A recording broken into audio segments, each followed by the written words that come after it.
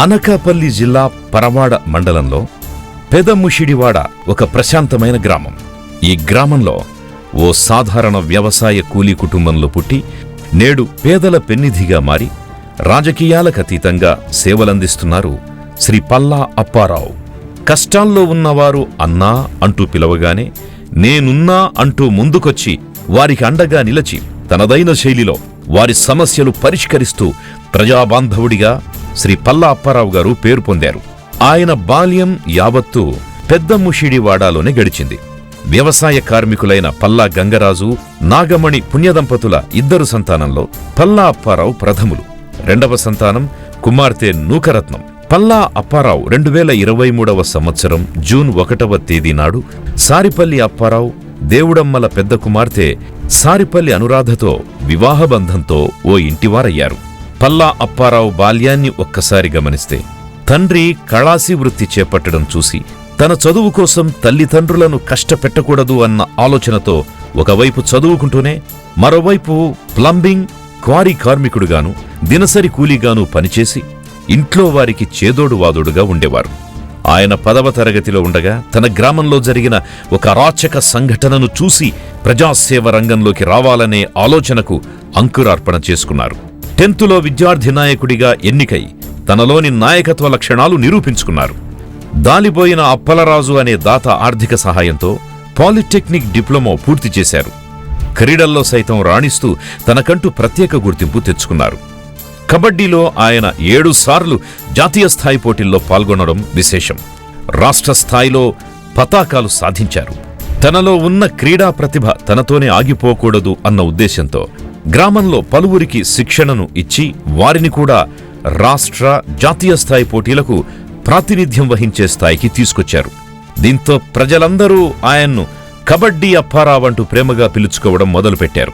ప్రజాసేవ చెయ్యాలనే లక్ష్యంతో తనకు వచ్చిన ప్రభుత్వ ఉద్యోగ అవకాశాలను సైతం వదులుకున్నారు అప్పారావు గారు. తన గురువైన పల్లా వెంకునాయుడు మార్గనిర్దేశకత్వంలో రాజకీయాల్లోకి అడుగుపెట్టారు. 2013లో జరిగిన సర్పంచ్ ఎన్నికల్లో బంధం నూకరత్నం విజయంలో కీలక పాత్ర పోషించారు. తరువాత 2021 ఎన్నికల్లో పెదముషిడివాడ పంచాయతీ సర్పంచ్గా తన మాతృమూర్తి పల్లా నాగమణి గారి విజయానికి కృషి చేశారు. ఎటువంటి పదవి లేకపోయినా తల్లి నాగమణి ఇచ్చిన ప్రోత్సాహంతో పంచాయతీలో ఉన్న సమస్యల పరిష్కారానికి తన శాయశక్తులా కృషి చేస్తున్నారు. కోవిడ్ మొదటి 2 దశల సమయంలో కొన్ని లక్షల రూపాయల సొంత నిధులతో నిత్యావసర వస్తువులను నిరుపేదలకు పంపిణీ చేశారు. సెకండ్ వేవ్లో ఆసుపత్రుల్లో బెడ్లు, ఇతర వసతులు లేకపోవడం చూసి చెలించిపోయారు. సొంత నిధులతో 18 మంది కోవిడ్ బాధితులకు ఆక్సిజన్ అందజేసి వారి ప్రాణాలు కాపాడి ప్రాణదాతయ్యారు. పెదముషిడివాడకు చెందిన ఒక కుటుంబంలో 18 ఏళ్ల బాలుడు మెదడు సంబంధిత వ్యాధితో బాధపడుతుంటే అప్పారావు తన సొంత నిధులు 20,000 రూపాయలు అతనికి మందుల ఖర్చుల కోసం సాయం చేయడంతో పాటు ఎమ్మెల్యే అదీప్ రాజ్ చొరవతో సీఎం రిలీఫ్ ఫండ్గా 2 లక్షల రూపాయల నిధుల విడుదలకు కృషి చేశారు. పెదముషిడివాడ పంచాయతీలోని నక్కవానిపాలెం, పచ్చగోరుపాలెం, గండివానిపాలెం, విజయరామపురం గ్రామాల సమస్యలను పెందుర్తి ఎమ్మెల్యే అదీప్ రాజ్ గారి సహకారంతో గౌరవ ముఖ్యమంత్రి శ్రీ జగన్మోహన్ రెడ్డి గారి దృష్టికి తీసుకెళ్లారు. ఈ 5 గ్రామాల్లో తాగునీరు సౌకర్యం కల్పించడంతో పాటు వీధి లైట్లు, సీసీ రోడ్లు, డ్రైనేజీలు ఏర్పాటు చేశారు. పారిశుధ్యంపై ప్రత్యేక దృష్టి పెట్టి ప్రతిరోజు పారిశుధ్య నిర్వహణ పనులను పర్యవేక్షిస్తున్నారు. అంతేకాకుండా పంచాయతీ పరిధిలోని జాతీయ రహదారిపై ఏర్పడ్డ గోతులకు మరమ్మతులు చేయించారు. పంచాయతీలో జరిగే వివాదాలను స్థానికంగానే పరిష్కరిస్తూ గ్రామంలో ప్రశాంత వాతావరణం ఉండేలా పరితపిస్తున్నారు. సొంత నిధులతో 3 ఎకరాలకు పైగా స్థలంలో కోనేటిని నిర్మించారు.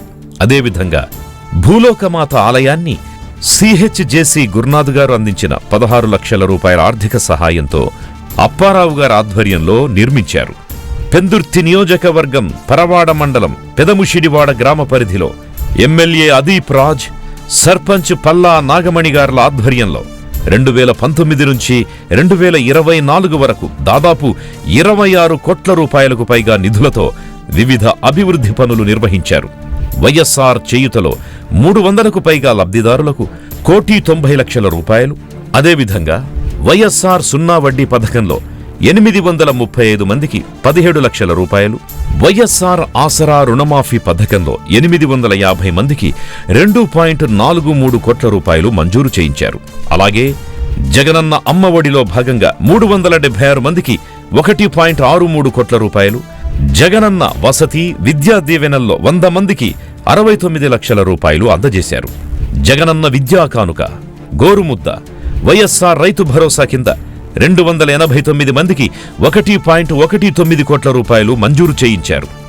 జగనన్న హౌసింగ్ కాలనీలో 207 మందికి 3.72 కోట్లు, వైఎస్ఆర్ వాహనమిత్రలో 56 మందికి 24 లక్షల రూపాయలు, వైఎస్ఆర్ మత్స్యకార భరోసా, వైఎస్ఆర్ కాపు నేస్తంలో 3 4 లక్షల రూపాయలు, వైఎస్ఆర్ లా నేస్తం, వైఎస్ఆర్ చేదోడులో టైలర్లు 22 మందికి 8 లక్షలు, రజకులు 15 మందికి 4 లక్షలు, నాయీ బ్రాహ్మణులు 7 2 లక్షల రూపాయలు మంజూరు చేయించారు. జగనన్న తోడు పథకంలో చిరు వ్యాపారులు 54 మందికి 20 లక్షల రూపాయలు, పాస్టర్ల గౌరవ వేతనంలో 3 లక్ష రూపాయలు, ఇమాంలు, బ్రాహ్మణులు, వైఎస్ఆర్ పింఛన్లు 500 మందికి 5.85 కోట్ల రూపాయలు మంజూరు చేయించారు. వైఎస్ఆర్ బీమా చెల్లింపుల్లో 4 8 లక్షలు, ఈబీసీ నేస్తం పథకంలో 4 4 లక్షలు, వైఎస్ఆర్ రైస్ కార్డు పథకంలో 1105 మందికి, వైఎస్ఆర్ ఆరోగ్యశ్రీ కార్డు కింద 906 మందికి లబ్ధి చేకూర్చారు. అలాగే వైఎస్ఆర్ కళ్యాణమస్తు కింద 2 10 లక్షల రూపాయలు అందజేశారు. అగ్రిగోల్డ్ బాధితులు 155 మందికి 9 లక్షల రూపాయలు అందజేసి వారికి అండగా నిలిచారు. 2019-24 అభివృద్ధి కార్యక్రమాల్లో భాగంగా పిఆర్ డెవలప్మెంట్లో గ్రామ సచివాలయం బిల్డింగ్, రైతు భరోసా కేంద్రం, వైఎస్ఆర్ విలేజ్ క్లినిక్, డ్వాక్రా భవనం, YSR digital laboratory, milk chilling unit, అంతర్జాతీయ స్థాయి రోడ్లు, వీధి దీపాలు, డ్రైనేజీలు, హౌసింగ్ పనులు, బీటీ రోడ్లు, సీసీ రోడ్ల పనులు చేయించారు.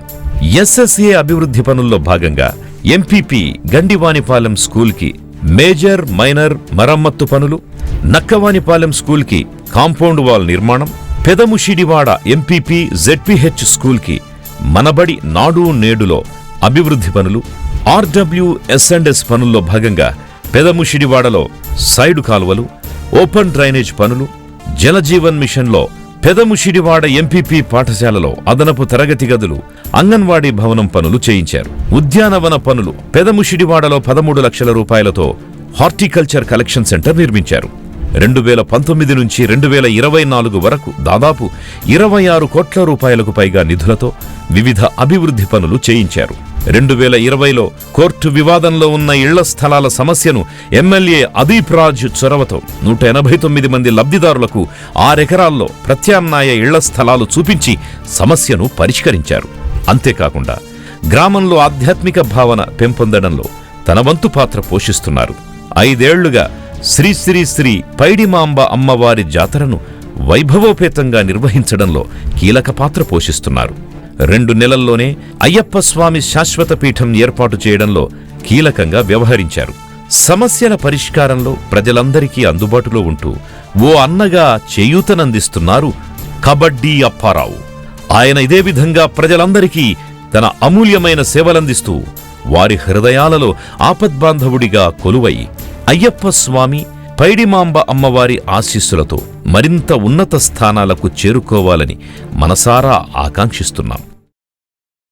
మానవ సేవే మాధవ సేవ అన్న మాటను అక్షరాలా పాటిస్తూ సమాజంలో తనకంటూ ఒక గుర్తింపు తెచ్చుకున్నారు చింతాడ మురళీకృష్ణ. 1996లో లంకెలపాలెంలో అప్పలస్వామి అప్పల నరసమ్మ దంపతులకు మురళీకృష్ణ జన్మించారు. ఆయన జెడ్పీహెచ్ హైస్కూల్ విద్యను పూర్తి చేశారు. తరువాత యూనివర్సిటీ నుంచి బిఎల్ పట్టాను అందుకున్నారు. మురళీకృష్ణకి ఒక కుమార్తె ఓ కుమారుడు ఉన్నారు. వారు ఇంజనీరింగ్ చేశారు. అడ్వకేట్గా ప్రాక్టీస్ చేసిన చింతాడ మురళీకృష్ణ గారు విశాఖపట్నం జిల్లా జడ్జిగా సేవలందించారు. చైతన్య యూత్ ఆర్గనైజేషన్తో ఎందరో పేదవారికి, వృద్ధులకు, దివ్యాంగులకు, విద్యార్థులకు పలు సేవా కార్యక్రమాలు నిర్వహిస్తున్నారు. మురళీకృష్ణ గారు మరిన్ని సేవలు చేయాలని, ఆ పైడిమాంబ అమ్మవారి ఆశీస్సులతో వారు మరింత ఉన్నత స్థానాలకు చేరుకోవాలని మనసారా ఆకాంక్షిస్తున్నాం.